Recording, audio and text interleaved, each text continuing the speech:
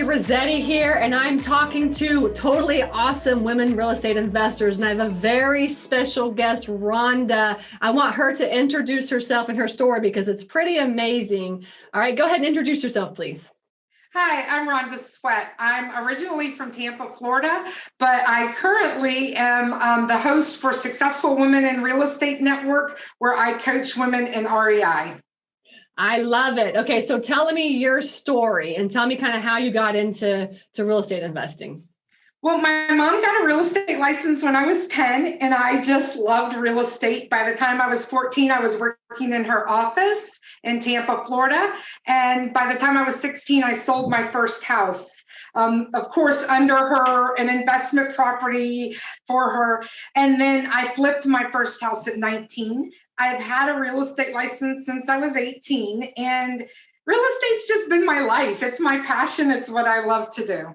So how did you sell a house when you were 14 or 16? Tell me about that story. 16, yeah. 16. I went to work with her at 14, but I sold the first house at 16. That's right. It was a house that she bought to an investment house, and I did the open houses, and a lady came in. She was a local business owner, and it's such a crazy story. She had $2,000 cash in a little brown paper bag like you get from the store with candy. And I was like, oh, wow, I don't know. And she wanted to give that as a deposit. I was like, I don't know what to do with that. So I called my mom, and she took care of everything from there. But yeah, I had open houses at 16 years old for my mom's investment properties.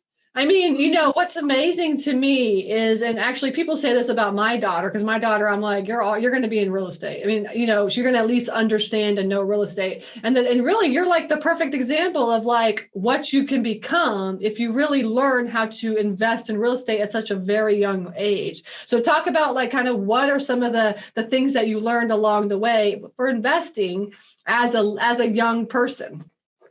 Well, you learn a lot of lessons. And I mean, the thing about real estate investment is every single scenario is different. I've had some absolutely amazing investments, and I've had some that weren't so amazing.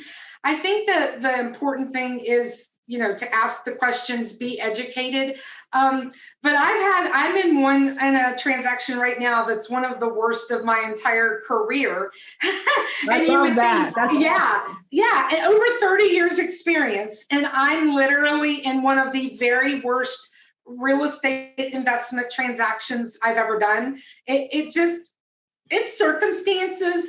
In real estate investment, a lot of what we do is help people overcome solutions or provide solutions to overcome their problems. You didn't kind of make their problems, so sometimes it's hard to help them overcome them. And that's what happened here. As an 84-year-old lady did not realize what her problems were until I got involved and pointed them out. And it's a sad story, and I don't like those. But at the same time, I bought a house a few years back for $230,000 and sold it for $650,000. So, we've got the good stories, we've got the bad stories, and real estate it's my favorite opportunity because you can absolutely make the money based on what you put into it, what you're willing to learn, and the hours you're willing to spend. And that's important to me personally, is getting a return on my invested time. I want to it's so awesome that you brought that up, because I've been thinking about starting another podcast called Every House is a Lesson Learned, which is completely, I think, exactly what you're saying is like every single property, every deal, every transaction is never, ever exactly the same. And there's no one way to do anything. And you learn so much from every single transaction. Absolutely. And after 30 years, I literally learned more from this one than a lot of them. And we won't go into details, but there is decisions that I made early on that I shouldn't have made that affected my income. And so I'm very well educated real estate investor. That's what I do. But it doesn't matter, because you're dealing with crisis, you're dealing with other people's crisis. So you have to kind of just weigh it all out and figure it all out. And I did. At the end of the day, for me, which is rare for a lot of real estate investors. Although I am providing solutions to people's problems, I have a huge heart. So it is super important that it's a win-win. I don't go in looking to take advantage of anyone, and a win-win is really important to me. And I can't always do that. I can't always, get a paycheck and solve their problem, but I definitely try to make it a win-win on every single transaction. I love that. So you piqued my interest on this like horrible transaction you're doing. Can you give us a little details about it? Well, I can tell you this. I won't. It's the entire story will come out because I plan to tell it, because I think there's people out there that are predatory. And I plan to expose a person that tries to take advantage of an 84-year-old lady. That's horrible. But I personally dealt with a local investor that wasn't my favorite, that wasn't the guy that I wanted to do business with. And I learned a lesson. When your gut tells you don't do business with them, don't do business with them. And that's the bottom line. I love that. I try to do all of my due diligence. I try to get all my ducks in a row, but when you have it, but assuming that other people are like you, that other people are givers, that other people do want to help, that other people do want win-wins is a huge mistake. And it's rare that I do assume. But here I was like, what? He's local. I know him. He's in my clique. Like, I'm the president of the local real estate investors association. Is he really going to screw me over? Well, the answer is yes. The answer is yes. So the lesson is listen to your gut and vet. Don't only vet your contractors, you vet your investors that you're going to work with. Absolutely. But mainly listen to your gut. Listen to your gut. Totally get that. Awesome. So tell me a little bit about, where are you located? So everybody kind of has an idea, because I think we bring that up. And my office is in Tampa, Florida, but I do work on a nationwide network. So today I'm in St. Louis, Missouri. Like I said, I just go all over the place. I have customers in Texas right now. I do actually, it's international. I don't go international, but I have customers from Africa, Greece, just all over the world. That. Awesome. That after 30 years, so you're going global. Yeah.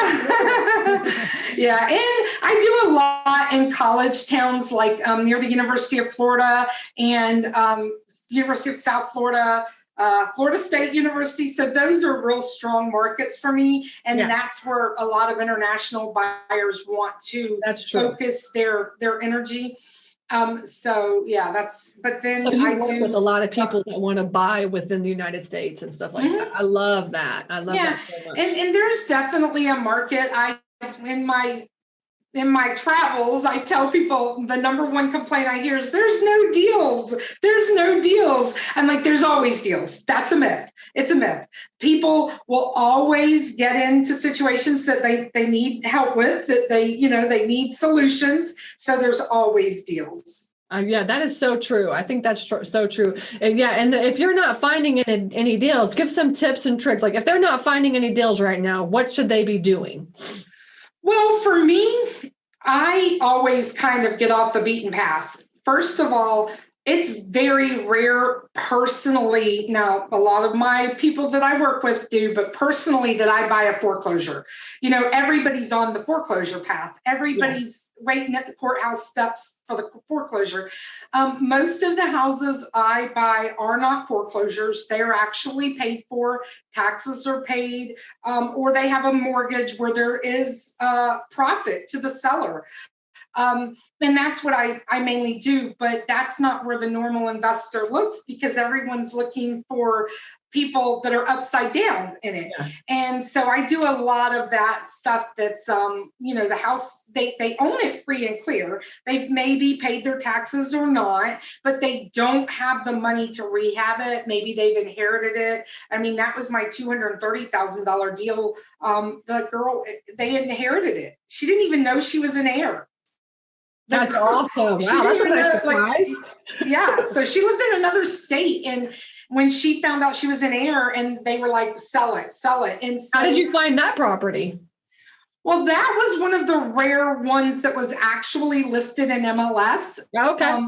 And I'll tell you another little secret is, make sure your realtor knows real estate investment.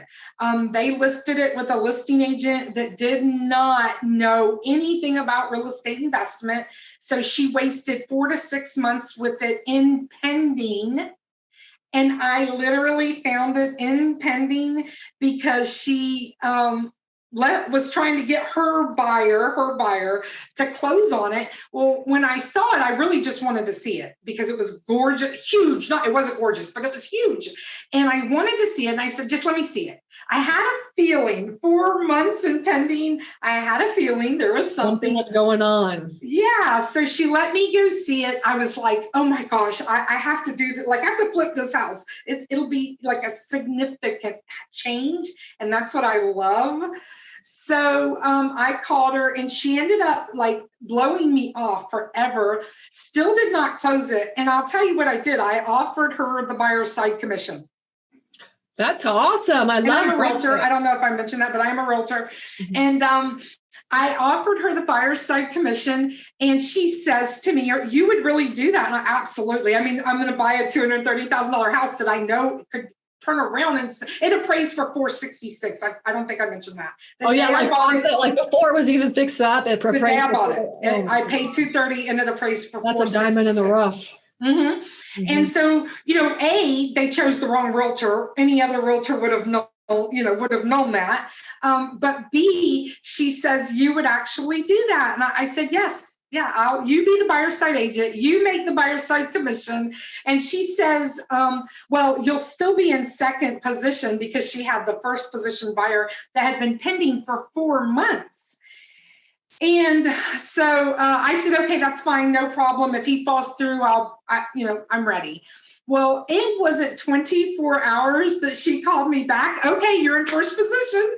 And I bought the house. Okay. So, having that right realtor and strategy. I tell people all the time, don't worry about commission when you'll make $200,000 off the house. Don't worry about commission. Who cares about that? Whatever.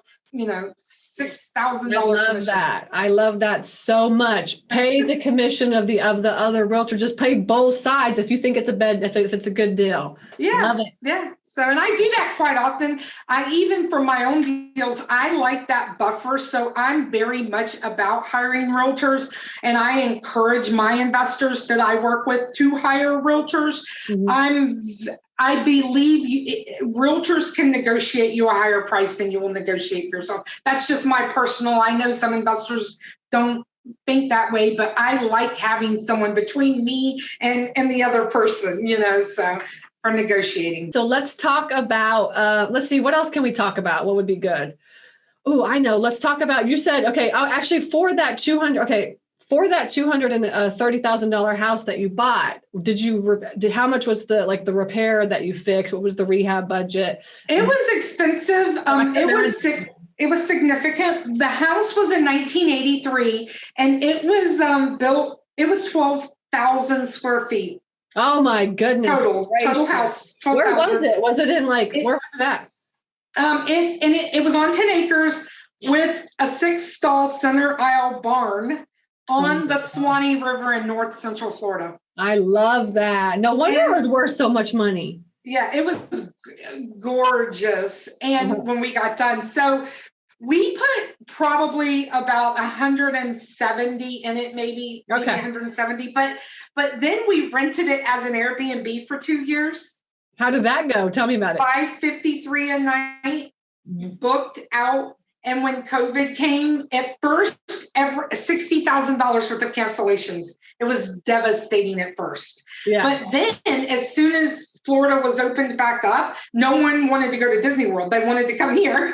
They didn't want to, they wanted to go to the North Central Florida Springs they and want rivers. To be private. They want to be private. Yeah. So it went very well, but we ended up selling it and getting it off our plate and moving on. And that's, So now with 2021 coming up, what are you going to be focusing on? Is there any type of transactions? What do you think the market's going to be doing? Where are you at right now? Well, me personally, I'm doing less physical flipping. Like I mentioned, my book is coming out. I wrote a book, so that's coming out. I'm super excited about that. As far as my opinion on the market, it's a cycle. And so first of all, the market's a cycle. It's always going to be a cycle. It goes up, it goes down. But investing happens all the time. I mean, you never don't invest. It's something that if the numbers work, they work. And if they don't, they don't. And so, so at times like this, when a change is coming, you just are pay more attention to your numbers, tighten up your flexibility a little bit, get rid of anything that's costing you money or not stable, and save your cash, make good deals. Solid deals are super important. But there's never not a time, there's never not a time. It's always time to invest in real estate. And like I mentioned earlier, there's always people, that need solutions. And so you always have the opportunity to invest in real estate. Yeah, in an upturn and in a downturn, you're going to always make money. You just have to be able to pivot. Absolutely. Right. And that I think you're right. The number one thing is being able to pivot, being able to so many people, and I see it, people I know it and really care about, they get stuck in these ruts of what's right and wrong. And it's like, no, just shift a little bit, and once they shift their mindset, everything works out. Mm-hmm. Well, I think the word of the year is pivot. So I've been saying that quite often now. We all need a pivot. Yes, I agree. Okay, so real fast, because I know you've been doing this for a while. So as a woman in the real estate investment world, what are the changes that you've seen, or what are some things that you've noticed from like you being a young investor all the way till now? Have you seen a lot of changes? Oh, absolutely. A lot of changes, but mainly more women getting into it. It's actually super surprising. Realtors are the strongest real estate investors in the country. Realtors are. Mm-hmm. And women they don't know it or what? I'm sorry? They just don't know it or what? No, it just not women in general. Okay. Oh yeah, you mean like there's a lot of realtors that are investors as well. Right. Period. Okay, That's okay. So, and then women dominate the sales world right now for real estate sales, but they don't dominate the investment world, which is why I help women invest in real estate to kind of level that playing field. And what I see a lot of it is it's their mindset that keeps them from doing it. Like I've never not gone into a deal, even when I was really young, because I'm a woman. I built houses in 14 through 16 and then built my own house in 17 as investment. The ones 14 through 16. Like, I've just never had the mindset because I'm a woman that I can't do whatever I want to do, so and if something does come up, someone says something or does, I act like it never happened. I don't give those people, I don't give them the response they want. So next time I'm there to do a deal, they don't give me the same thing, so. Would you consider yourself like a strong woman? I'm a strong woman, but I'm a strong woman, but a very, I'm a mom and I'm a wife. And those two roles are the most important roles to me. So, I think there's a way to do all of that is what I personally think. I agree. I completely agree. I love your personality. I love your story. You've been around forever. You are the trendsetter. Yeah, you I are. don't know about that. I try. I think mainly the reason it works well is because it's my passion. It's what I love. Like I love talking real estate. People are always trying to get me on the phone, and I'm like, okay, I'm traveling with my husband today, and I don't talk on the phone when I'm with my husband. You know what I mean? I'm not going to get him in the vehicle and talk on the phone the entire time. So, you know, but it's hard because I want to talk real estate. But yeah, it's good. I love it. I love it. Well, I appreciate you hanging out with me. I mean, I think I'm just, just amazed at all the things that you've done over the past 30 years. I mean, you really that's what I said, you're a trendsetter, and I think really everybody should be watching out for you. I think thank you. and honestly, it's just beginning for you. You got a lot. It is. It's a great life. I'm living a good life. So thank you so much for having me. I really appreciate it. Awesome. Thank you so much for your time. And I will see everybody else at the next podcast.